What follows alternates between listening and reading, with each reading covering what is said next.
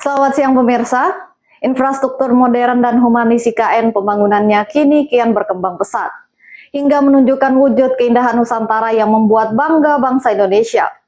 Negara-negara di dunia terutama yang bertetangga dengan Indonesia seperti Malaysia, Singapura, Brunei, dan Thailand kini berlomba untuk menanamkan investasi di negara itu. Sementara itu Malaysia kini khawatir negaranya akan kehilangan tenaga kerja asing jika IKN sudah dioperasikan, sebab daya tarik mencari lapangan kerja dalam negeri lebih terbuka bagi anak bangsa. Liburan Lebaran 1446 Hijriah tahun 2025, IKN menjadi destinasi kunjungan wisata yang melonjak tajam selama liburan. Pengunjung tak saja wisatawan domestik tetapi juga wisatawan mancanegara berlomba mendatangi IKN selama masa liburan berlangsung. Di belahan dunia lain sudah ada beberapa negara-negara yang telah memindahkan ibu kota negaranya dengan alasan kepadatan penduduk.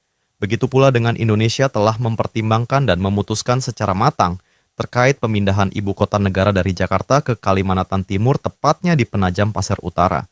Salah satu faktor pendorong pemindahan ibu kota negara Indonesia ini yaitu stabilitas ekonomi, karena secara geografi, Pulau Kalimantan berada di tengah-tengah Indonesia, sehingga menganggap itu akan mempermudah jangkauan, pantauan, dan pemerataan pembangunan terhadap daerah-daerah dari Sabang hingga Merauke. Pemindahan ibu kota negara pastinya akan berdampak kepada negara-negara di sekitar, salah satunya negara yang bertetangga langsung dengan Pulau Kalimantan yaitu Malaysia. Akademisi dari Malaysia, Dr. Muhammad Ikram bin Muhammad Ridhwan, selaku Senior Lecturer Department of International Relations Faculty of Social and Humaniora University Malaysia, Sabah, memandang pemindahan ibu kota negara dari ke Kalimantan akan membuka peluang ekonomi kepada Malaysia, termasuk negara-negara ASEAN lainnya. Pandangan Dr. Muhammad Ikram bin Muhammad Ridhwan tersebut tentu ada benarnya, sebab Indonesia pada umumnya dan Kaltim khususnya adalah lumbung energi terbesar di Asia. Kalimantan Timur mempunyai cadangan minyak dan gas, juga ada energi primer lain seperti batu bara. Meski demikian, Dr. Muhammad Ikram bin Muhammad Ridhwan mengkhawatirkan dengan pindahnya ibu kota negara Republik Indonesia ke Kalimantan Timur akan mengurangi minat pencari kerja di Indonesia untuk jadi buruh migran di Malaysia, khususnya di Malaysia Timur, Sabah, dan Sarawak. Tidak hanya itu, Dr. Muhammad Ikram bin Muhammad Ridhwan mengkhawatirkan pekerja migran Indonesia yang sekarang bekerja di Malaysia Timur dan sebagian besar di sektor perkebunan kelapa sawit, meninggalkan Malaysia dan mencari pekerjaan baru di Kalimantan Timur sebagai ibu kota negara Indonesia yang baru. Pembangunan ibu kota Nusantara yang telah dirancang menggunakan konsep Green Smart City dengan tujuan menghasilkan sebuah kota yang berkelanjutan, ramah lingkungan dengan strategi tata ruang, infrastruktur, dan pembangunan sosial yang modern dan humanis.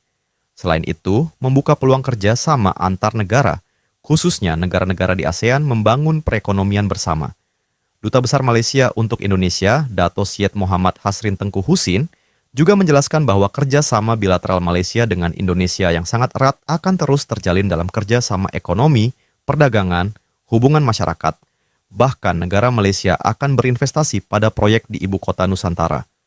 Pemindahan ibu kota negara dari Jakarta ke Kalimantan Timur akan membawa dampak positif terhadap perekonomian Kaltim, termasuk ke wilayah Indonesia Timur karena adanya aneka pembangunan infrastruktur yang masif. Daerah lain di sekitar ibu kota Nusantara, termasuk dalam hal ini di Sulawesi juga akan berkembang karena adanya pembangunan IKN GAIS. Pemindahan ini juga dapat mengurangi ketimpangan pembangunan, produktivitas antar daerah, dan membuka peluang masuknya investasi baru, baik ke Kaltim khususnya, Kalimantan dan Sulawesi pada umumnya.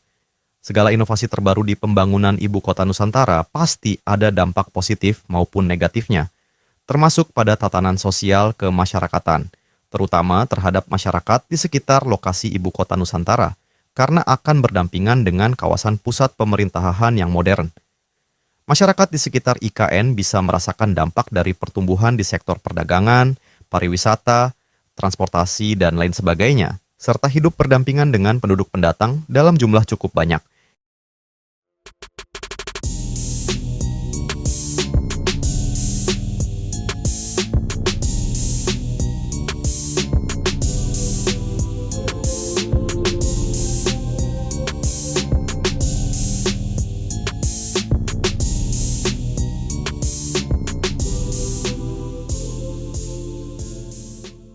Untuk saat ini pembangunan proyek infrastruktur di Ibu Kota Nusantara masih terus berjalan guys di tengah langkah pemerintah melakukan efisiensi anggaran besar-besaran.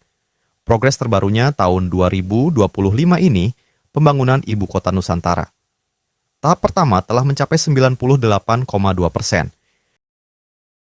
Deputi Bidang Sarana dan Prasarana Otorita IKN Danis Hidayat Sumadilaga mengatakan, pembangunan IKN terbagi ke dalam 3 batch.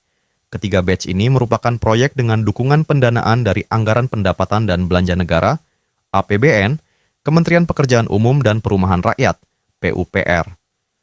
Progres per Februari lalu tahun 2025 sebagai berikut. Batch 198,2%, batch 284,6%, dan batch 336,1%. Lebih lanjut untuk progres pembangunan proyeknya, pertama ada hunian aparatur sipil negara dan pertahanan keamanan. Danis mengatakan, progres secara menyeluruh telah mencapai rata-rata 93,1%. Lalu ada rumah tapak jabatan menteri sebanyak 36 unit telah rampung.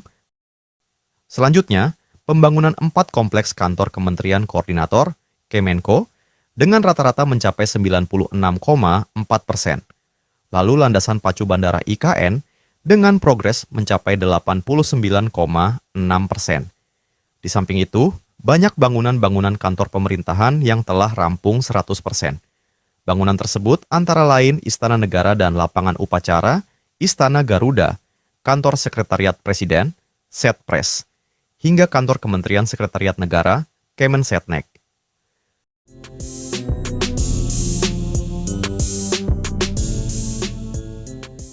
Sebagai informasi, sebelumnya Kepala Otorita IKN Pak Basuki Hadi Muljono melaporkan, saat ini total sudah ada 27 tower hunian ASN Hankam yang rampung. Ditargetkan pada bulan Maret ini bisa rampung sepenuhnya 47 tower. Sedangkan untuk rumah tapak jabatan menteri, Pak Basuki mengatakan, saat ini jumlahnya ada 36 unit. Mengingat jumlah menteri bertambah menjadi 48 menteri di Kabinet Merah Putih ini, pihaknya sedang mempertimbangkan untuk penambahan. Di samping itu, saat ini juga tengah dalam proses pembangunan untuk sarana ibadah dalam komplek peribadatan, mulai dari masjid, gereja, pura, hingga vihara. Untuk masjid sendiri, Basuki mengatakan saat ini progresnya mencapai 50%. Lalu infrastruktur lembaga eksekutif lainnya, mulai dari istana dan kantor presiden hingga istana negara sudah rampung. Sedangkan istana wakil presiden saat ini baru berprogres 40%. Di samping itu, Pak Basuki menilai proyek Ibu Kota Nusantara masuk ke dalam salah satu proyek prioritas. Dengan demikian, meski dilakukan efisiensi anggaran, proyek tersebut masih akan tetap berjalan. Presiden Prabowo Subianto juga telah merestui pemberian anggaran sebesar 48,8 triliun untuk pembangunan IKN 2025 sampai 2028. Hal ini berdasarkan pada hasil rapat terbatas, Ratas, tanggal 21 Januari 2025 dan 3 Februari 2025. Kita berharap semoga dengan adanya pembangunan IKN ini, cita-cita bangsa Indonesia emas 2045 terwujud. Antusiasme masyarakat untuk mengunjungi Ibu Kota Nusantara selama libur Lebaran sangat tinggi. Dalam 4 hari perayaan, IKN berhasil menarik kedatangan 45.496 wisatawan GAIS, dengan lebih dari separuhnya berasal dari luar Pulau Kalimantan. Direktur Data dan Kecerdasan Buatan Kedeputian Transformasi Hijau dan Digital Otorita IKN, Adi Guna Mahendra, mengungkapkan daya tarik IKN telah melampaui batas regional. Pengunjung yang masuk ke Ibu Kota Nusantara kurang lebih 50% berasal dari luar Kalimantan. Dominasi wisatawan dari luar Pulau Kalimantan ini mengindikasikan bahwa pesona Ibu Kota Nusantara sebagai destinasi wisata baru telah berhasil menarik perhatian puluhan ribu orang dari berbagai penjuru Indonesia. Tak hanya wisatawan domestik saja, Ibu Kota Negara Baru Indonesia ini juga menunjukkan daya tarik yang kuat di mata wisatawan mancanegara. Ada beberapa negara asal pengunjung luar negeri, termasuk Malaysia, Brunei Darussalam, Cina, dan Korea Selatan. Bahkan beberapa ada dari Eropa. Rekor kunjungan harian. Pak Adi Guna pun merinci jumlah kunjungan harian yang menunjukkan tren peningkatan signifikan. Jumlah kunjungan tertinggi terjadi pada Kamis hari dengan angka 14.900 104 wisatawan yang merupakan rekor baru. 1 April 2025, hari kedua Lebaran. 8.219 orang. 2 April 2025, 12,958 orang. 3 April 2025, 14,104 orang. Jumlah kunjungan tertinggi. 4 April 2025, 10,215 orang. Para wisatawan ini terpincut dengan beragam destinasi di ibu kota Nusantara yang menampilkan langgam arsitektural modern tropis yang menawan. Beberapa di antaranya adalah Istana Garuda yang megah, Istana Negara, Gallery Center, Visitor Center, Plaza Seremoni, Taman Kusuma Bangsa, Beranda Nusantara, serta deretan kantor Kementerian Koordinator. Kehadiran wisatawan dari berbagai negara ini membuktikan bahwa pembangunan ibu kota Nusantara tidak hanya menjadi sorotan di tingkat nasional, tetapi juga menarik perhatian dunia internasional. Hal ini berpotensi besar untuk meningkatkan citra ibu kota Nusantara sebagai destinasi wisata yang mendunia. Staf khusus Kepala Otorita IKN Bidang Komunikasi Publik, Pak Troy Pantou, berharap para pengunjung dari berbagai kota di Indonesia dan mancanegara dapat membagikan pengalaman mengesankan mereka saat berkunjung ke IKN melalui media sosial dan komunitas. Agar bisa berbagi pengalaman bersejarah mengunjungi ibu kota Nusantara yang dibangun oleh putra-putri bangsa Indonesia, ujar Pak Troy. Pak Troy juga menyampaikan apresiasi kepada seluruh petugas otorita IKN, relawan, aparat TNI dan kepolisian, serta berbagai pihak yang telah bekerja keras melayani antusiasme masyarakat yang berkunjung ke ibu kota Nusantara selama libur Lebaran. Sedangkan untuk kelanjutan dari pembangunan mega proyek ibu kota Nusantara ini sudah sangat jelas, Presiden Prabowo Subianto menargetkan agar ibu kota Nusantara menjadi ibu kota politik di tahun 2028. Kepada Kepala Otorita Ibu Kota Nusantara, Pak Basuki Hadi Muljono, Prabowo memerintahkan agar ekosistem penunjang ibu kota politik seperti pembangunan gedung perkantoran legislatif dan yudikatif beserta huniannya mulai dirampungkan. Tahap pembangunan kedua untuk mewujudkan ibu kota Nusantara sebagai ibu kota politik pun disetujui Prabowo dengan anggaran senilai 48,8 triliun rupiah. Pak Basuki menuturkan, selain dibiayai oleh anggaran pendapatan dan belanja negara, pembangunan ibu kota Nusantara juga akan dibiayai lewat mekanisme kerja sama pemerintah dan badan usaha, KPBU, yang nilainya mencapai 60,93 triliun rupiah. Meski proses KPBU ini masih dalam tahap studi kelayakan, Basuki menyebut anggaran tersebut nantinya akan dipergunakan untuk membangun apartemen dan rumah tapak, serta sejumlah infrastruktur seperti jalan dan multi-utility tunnels, dan pembangkit listrik tenaga surya. Dibanding anggaran pada tahap pembangunan pertama, menurut Pak Basuki, anggaran pembangunan IKN yang menyusut cukup drastis, itu masih sangat cukup untuk membangun sarana dan prasarana penunjang sebuah ibu kota politik. Pembangunan ibu kota Nusantara juga mendapat dukungan penuh dari pemerintah.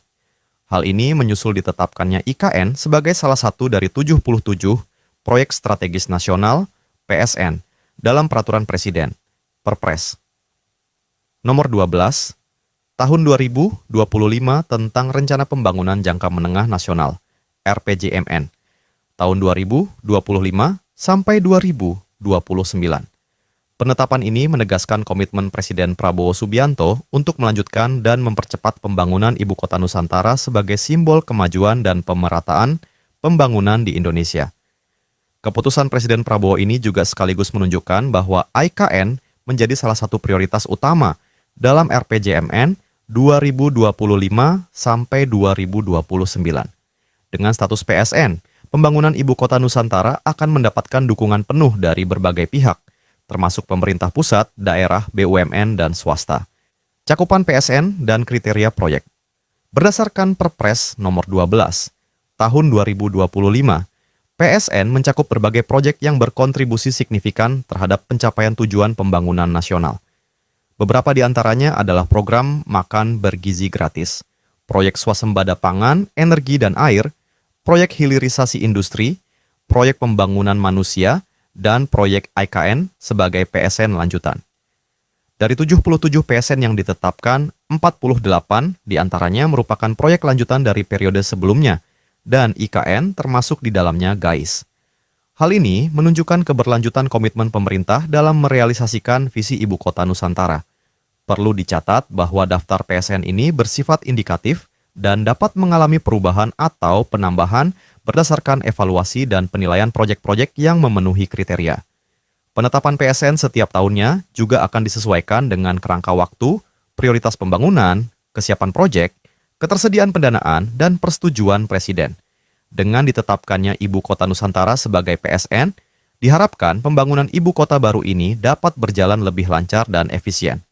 Dukungan dari berbagai pihak sangat penting untuk memastikan IKN dapat menjadi kota yang modern, berkelanjutan, dan layak huni bagi seluruh rakyat Indonesia.